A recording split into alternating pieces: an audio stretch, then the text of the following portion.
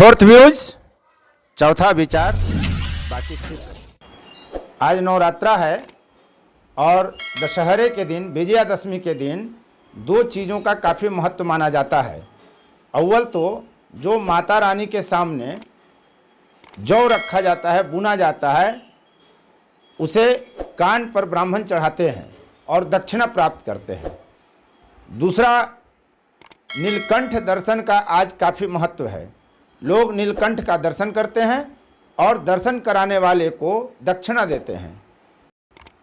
यह दोनों परंपरा विजयादशमी के दिन न जाने कितनी शताब्दियों से चली आ रही है। क्या वजह है इन दो परंपरा का, इसका क्या लाभ है, इसका क्या धार्मिक महत्व है, हम जानते हैं कर्मकांडी आचार्य लाल मोहन शास्त्री जी से।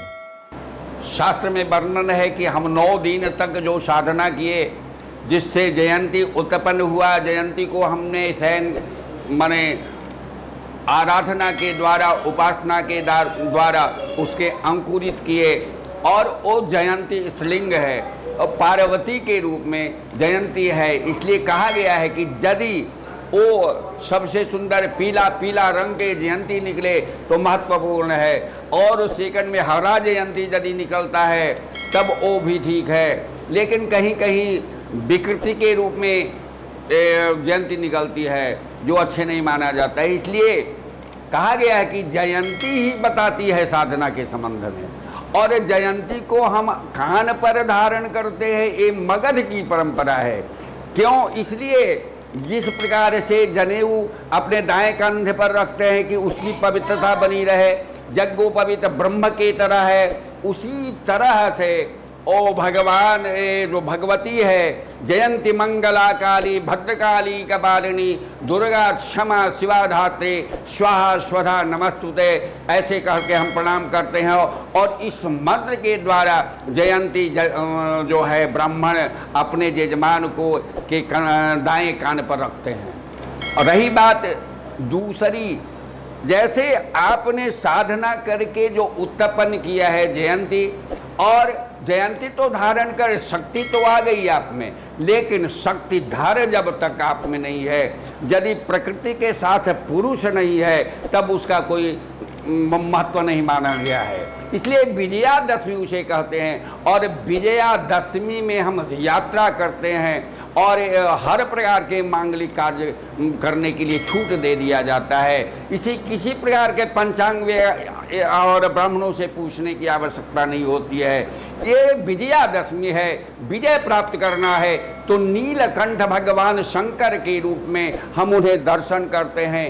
क्योंकि वो पार जब ये हलाहल निकला है समुद्र मंथन से, उस हलाहल को भगवान शंकर ने जब पान किए तो यहाँ चर्चा होती है, माँ पार्वती कंठ पकड़ लेती है, और कंठ पकड़ने के बाद कंठ में ही वो विष रहता है, अंदर नहीं जा पाता है, तो वही नीलकंठ हैं। और वो पक्षी के रूप में है।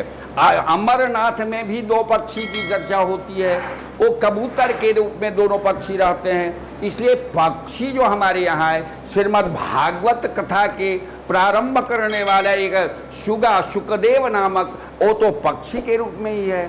उसी प्रकार से हमारे भगवान शंकर विजयादशमी के दिन नीलकंठ रूप में अपने भक्तों को दर्शन देते हैं। जय माता दी।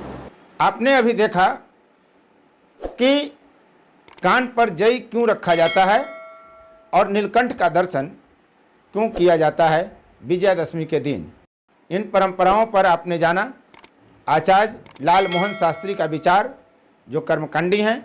उम्मीद है आपको यह वीडियो पसंद आया होगा और आपने सब्सक्राइब किया होगा। यदि आपने यह चैनल सब्सक्राइब नहीं किया है तो कृपया करें। यूट्यूब द्वारा प्राप्त जानकारी के अनुसार हमारे जो व्यूअर हैं उसमें 70% व्यूअर ऐसे हैं जिन्होंने चैनल को सब्सक्राइब नहीं किया है और वे नियमित देखते हैं। मेरा ऐसे दर्शकों से निवेदन है कि वो कृपया चैनल को सब्सक्राइब करें ताकि हमारी सदस्यता की संख्या बढ़े। आप देख रहे थे फोर्थ व्यूज, चौथा विचार। बाकी फिर कभी मैं उपेंद्र कश्यप फिर ऐसे ही रोचक एवं दिलचस्प वीडियो के साथ अगली मुलाकात आपसे होगी। धन्यवाद। विजयादशमी की अनंत शुभकामनाएं। फोर्थ व्यूज, चौथा विचार।